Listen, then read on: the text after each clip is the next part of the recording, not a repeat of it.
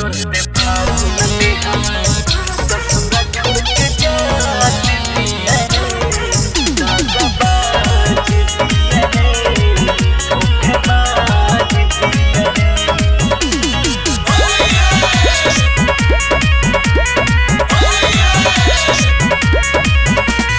रोहनी पालन भारी कइले रे ओकरा रंगावा जो गइले रे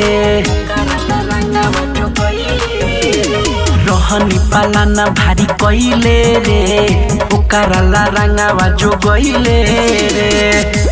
कइले जिंदगिया बर्बाद बिया रे चढ़ते फागुन ने हवा ससुरा छोड़ के जात बिया रे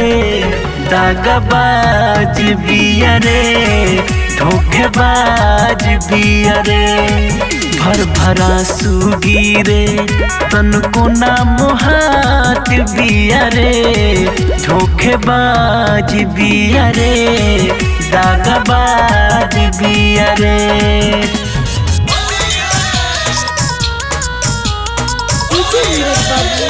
पहाड़पुर गद्यानी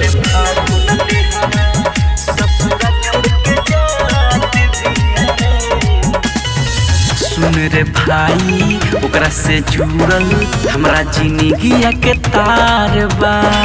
शादी होता जब से सुननी भइल सगरो अन्हार बा अपना मजनुआ पर मोहात नइखे प्यारे करी ज्यादा ओकरा बुझात नइखे हमरे चलते करत अभिले राज बिया रे चढ़ते फागुन पूजावा ससुरा छोड़ के जात बिया रे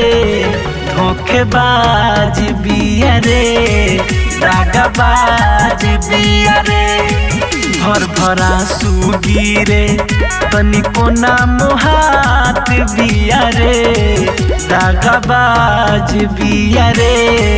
धोखेबाज बिया रे। खुशबू रिकॉर्डिंग स्टूडियो कहला बिशनपुरा बाजार मिक्स बाय पहाड़पुर गद्यानी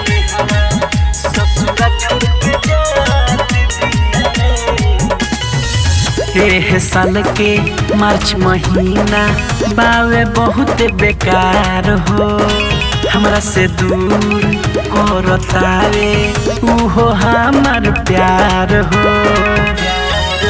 रंग कामना में डाले भइल होली बेकार रखे से राही नहीं लगे दिलावा हमार आशिक से कोइले बड़ी घात बिया रे चढ़ते फागुन ने हवा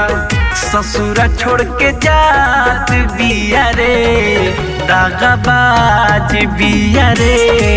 धोखेबाज बिया रे भर भरा सुगी रे तन को ना मोहात बिया रे दागबाज बिया रे धोखेबाज बिया रे।